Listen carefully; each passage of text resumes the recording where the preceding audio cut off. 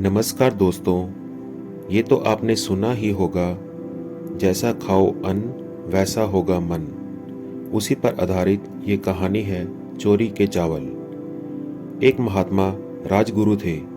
वे अक्सर राजमहल में राजा को उपदेश करने जाया करते। एक दिन वे राजमहल में गए और वहीं पर भोजन किया। दोपहर के समय राजमहल के ही एक कक्ष में वे अकेले लेटे हुए थे। पास ही में राजा का मूल्यवान मोतियों का हार खूंटी पर टंगा हुआ था। हार की तरफ महात्मा जी की नजर गई और उनके मन में लोभ आ गया।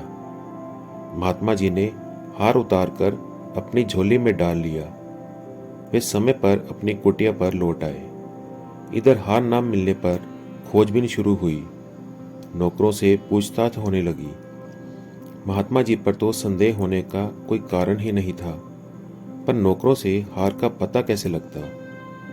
वे बेचारे तो बिल्कुल अनजान थे। पूरे 24 घंटे बीत गए।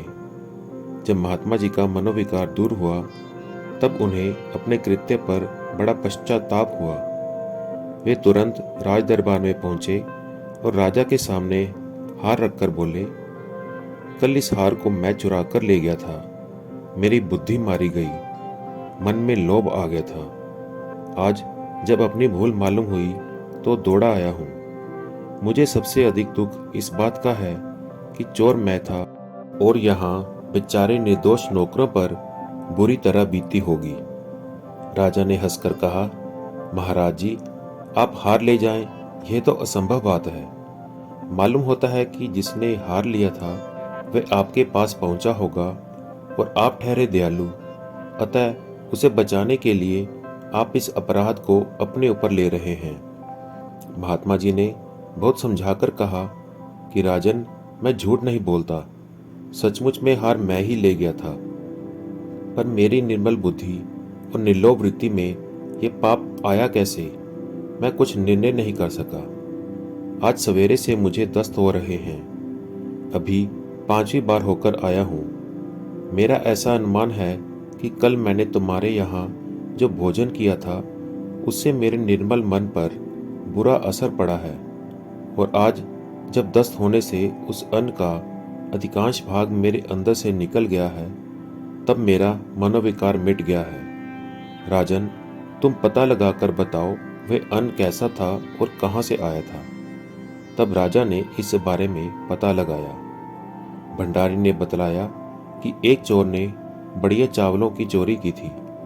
चोर को अदालत से सजा हो गई, परंतु फरियादी अपना माल लेने के लिए हाजिर ही नहीं हुआ।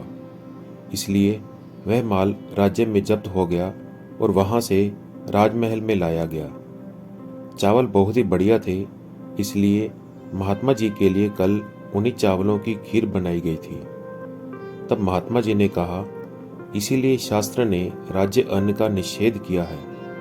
जैसे शारीरिक रोगों के सूक्ष्म परमाणु फैलकर रोग का विस्तार करते हैं, इसी प्रकार सूक्ष्म मानसिक परमाणु भी अपना प्रभाव फैलाते हैं। चोरी के परमाणु चावलों में थे, उसी से मेरा मन चंचल हुआ और भगवान की कृपा से अतिसार हो जाने के कारण आज जब उसका अधिकांश भाग मल द्वार से निकल गया तब मेरी बुद्धि फिर से शुद्ध हुई।